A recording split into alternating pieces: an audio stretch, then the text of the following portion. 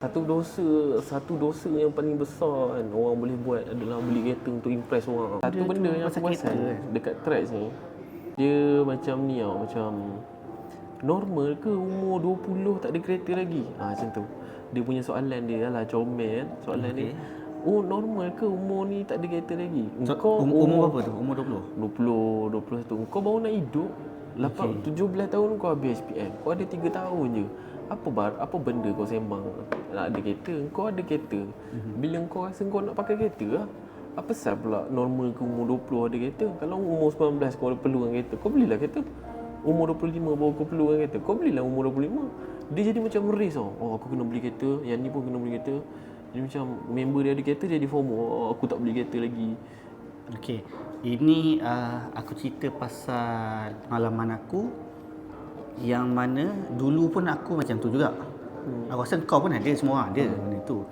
Cuma sebagai orang yang dah lalui lah. Sebagai orang yang dah lalui ni, contohlah macam dulu aku nak Honda Ketam.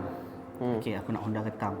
Tapi once aku dah ada berkemampuan untuk buat loan lah, bukan beli cash lah, buat loan untuk Honda Ketam, aku dah tak nampak Honda Ketam ni sebagai option. Betul. Aku dah nampak option lain. Oh, instead of Honda Ketam, baik aku ambil Merc ke ataupun BMW ke kan. Lepas tu bila aku nak ambil BMW, aku nampak macam Alphard okey ke? Bayaran bulanan dalam 2,000 lebih, 2,500 boleh dapat ni. So cuma macam sekarang ni, itu time ekonomi okey. Time ekonomi tak okey. Kau siap lah. Tu loan tu 9 tahun.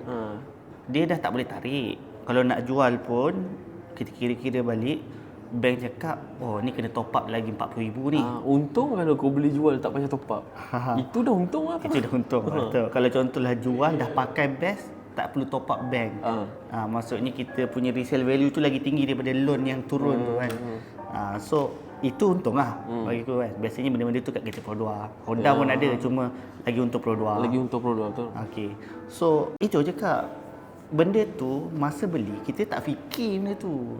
So bila orang yang dah melalui keperitan bayar kereta macam time ekonomi tak okey, time perang ke, time PKP ke, waktu tu ngilu dia. Waktu tu baru rasa macam tak, sepatutnya image ni bukan kat kereta. Dekat benda lain lagi penting. Dia more than that lah sebenarnya.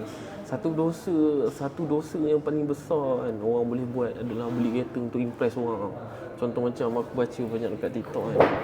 Nak beli TikTok ke Threads kan, nak beli kereta ni nak impress orang.